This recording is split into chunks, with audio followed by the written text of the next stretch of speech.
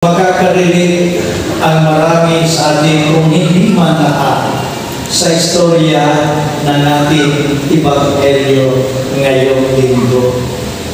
Ito ang tungkol sa mga ari-arian na naipunda at iniwan ng mga magulang sa kanilang mga kadapagmana. Okay? Ang mga anak. Well, mabuti naman, pasalamat sa mga magulang sa kanilang sakripisyo na kahit pa man sila ay mawala na, may iiwan pa rin sa kanilang mga anak, pati pa ang mga apo. Subalit, sa halip na maging maayos ang mga naiwan sa pamanang tinanggap, nagiging magulo ang pamilya at nagsisimula o nagiging simula ito ng pag-aaway-away ng mga magkapatid. Ito ang istorya sa atin ng Ebanghelyo. Isang lalaki ang lumapit kay Jesus. Mayroon siyang pakiusap.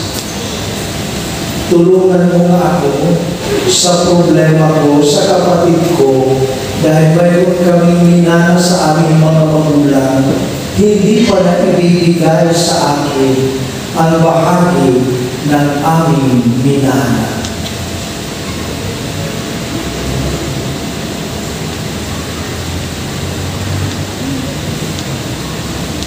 Mayroon bang natatanggap ng iba, pero hindi pa rin kontento dahil hindi pa rin pareho ang pagkakati-hati. No? May mga kalalaman at may mga nalupo, matatawag natin, naluluwi, naaapi. Naalala ko tuloy, yung isang inagaling sa palengke pag-uwi sa bahay, ibinigay ang kanyang pasalubong sa kanyang dalawang anak na bibingka. Sabi ng nanay doon sa panganay doon sa ibinigay niya ang bibingka, o yan, hati kayong dalawang magkapatid. Hating kapatid. Hating kapatid. Sabi nung tumanggap, nanay, ano ba yung hating kapatid? Sabi ng nanay, yung hating kapatid, mas malaki ang ibibigay mo sa iyong kapatid kapag ikaw ang nagkahati. Kapag marinig ng mga nakatatanda, ibigay yung bibingka doon sa kanyang nakababatang kapatid. O ayan, hatiin mo sa ating dalawa, hating kapatid, ha? Ibig sabihin, no, matanda na nakatanda, mas malaki yung sa kanya. Ganyan ang nangyayari. Kaya nga, may nagtatanong ko at ang nagkakalungkot na hindi lang sa loob ng tahanan ang gulo ng paghahati-hati, may mga ilan pa humahanto sa hukuman para hitiman yung kanilang karapatan sa mana. Subalit kayo sa ating Ebanghelyo, sa halip na pakinggan yung lalaki sa kanyang kahilingan at tulungan ito sa kanyang iprinong problema. Sabi ng Panginoon, ba ang nagbigay sa atin ng otoridad na maging tagapaghati ng inyong mana. Pero itinuro sa atin na ginawa ng Panginoon ng pagkakataon ito para ito, hindi lang doon sa mga kapatid, kundi para sa ating lahat. Sabi nga ng Panginoon, mag-ingat kayo sa mag-ulit ng kasakiman. Dahil kapag ang kasakiman ay pumasok sa puso ng isang tao, hindi kikilalanin kahit yung kanyang kapatid. Hindi maibibigay niya kahit ang nararapat sa kanya. So mga minamahal ng kapatid, ngayon sa istorya ng ating Ebanghelyo, hindi lang ang paghahati-hati ng mana ang ating tinatalakay, kundi ang pagkakahati-hati natin dahil sa kayamanan, dahil sa mana. Hindi na kinikilala mga kapatid, mga kaibigan dahil sa kayamanan. Kapag umira ng kasakiman sa puso ng isang tao, kapag siya ay naging makasarili at naging maramot, walang kinikilala kahit kapatid. Kahit kapatid. Kaya nga mga minamahal ko, hindi sinasabi masama at makasasama sa tao ang mag-angkin ng kayamanan. Actually, sinasabi, ang kayamanan ay biyaya kaloob din ng Diyos sa atin. Pero hindi dapat tayo'y masira ng kayamanan. Sinasabi, money is a good servant. Kailangan natin pagkilos natin, no? Araw-araw na pangangailangan natin natutunan ng ating kung anong kayamanan tayo ang salapin nasa sa atin. Okay? Pero sabi sa atin, money is a bad master. Dangerous one. Dahil kapag tayo ay inaalipin ng kayamanan at itinuring natin siya Diyos na ating buhay, doon tayo masisira.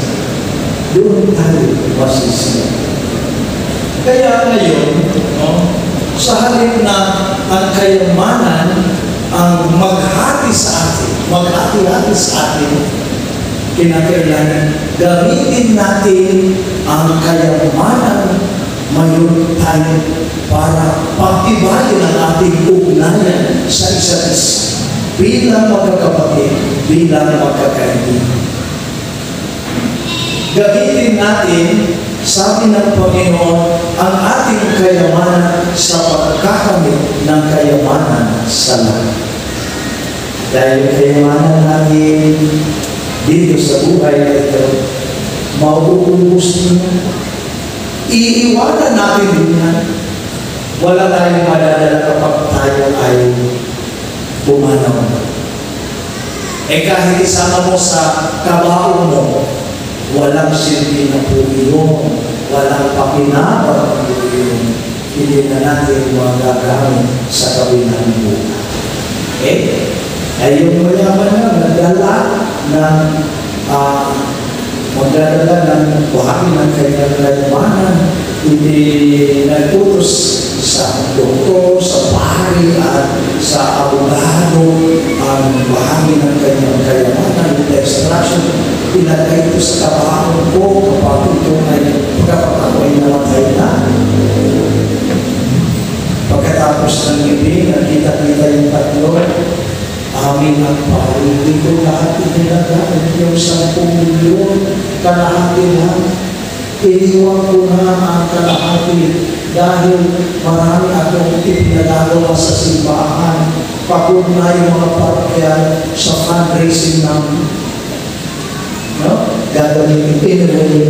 Gagawin ko, lagi ko na isasama siya sa intensyon ng misa. Yung doktor naman, pagkatapos marinig at pag-amin ng pag-umamili, kalahati lang ang inilagay ko dahil ang kalahati, ibibigay ko ng mga gamutan sa ganon. Yung mga mahirap na may sakit kapag nagpasuri sa akin, mabibigyan ko kagad ng nararapat na gamot sa kanyang karamdaman. Pero yung abogado, sabi niya, hindi niyo dapat pinakialaman, sinunod niyo yung kagustuhan ng lamatan, inilagay niya, niyo dapat ng buo ang kanyang iniwan sa inyo. Sabi ng mga padre doktor, bakit attorney, nilagay mo ba lahat yung inyong self? Opo. Buo, walang iabawas yun. 10 milyon ang nakalagay doon sa post-dated check na inisyo ko sa kanyang pangalan. Okay? So kahit yung abogado na buo na talagang nasa kanya ang 10 milyon. Hindi natin. So mga minamahal ko kapatid, paano natin makakangkin ang kayamanan sa langit sa pamamagitan ng ating kayamanan? Of course, kapag tayo ay naging makasarili lang, maaaring makita natin yung figures of the wealth that we have, no? Pero hanggang doon lang. Pero habang ginagamit natin ito sa pagpapatibay ng ating ugnayan bilang magkakapatid, magkamag-anak, magkakaibigan, unti-unti tayong nag-invest ng kayamanan sa langit. Ano man ang inyong ginawa sa aking kapwa, ginawa mo inyo sa akin. Kaya nga si San Pablo sa ating ikalawang pagbasa, mayroon siyang payo sa atin, pagsumikatan natin, pagsikapan natin, makapag-impok tayo ng kayamanan na ating mapapakinabangan kapag tayo ay mawala na sa buhay na ito. Well, sa talaan ng mga santo, ating mababasa na ang mga ilan dito nagmula sa mayamang pamilya, ginamit ang kanilang kayamanan sa pagtulong sa mga abang, mga manhira, sila ay nagkamit ng kayamanan sa langit. Kaya nga, mga minamahal na kapatid, hindi naman kinakailangan makapagbigay tayo ng malaking halaga. Ang importante lang, hindi tayo maging sakit. Ang importante lang at ating pagkakaingatan, hindi tayo maging manang. Ang importante lang at pagkakaingatan, hindi tayo maging makasalit. Kahit ang maliit na bagay, no? Na ating ibinibigay, ibinabago, na may pagmamalasakit sa ating kapwa, mahalaga na yan sa paningin ng Diyos. Kaya sinasabi sa pagtatapos na nating Ebanghelyo, ganyan ang sasabihin ng mga tao, mayaman man para sa sarili, pero luka naman sa paningin ng Diyos.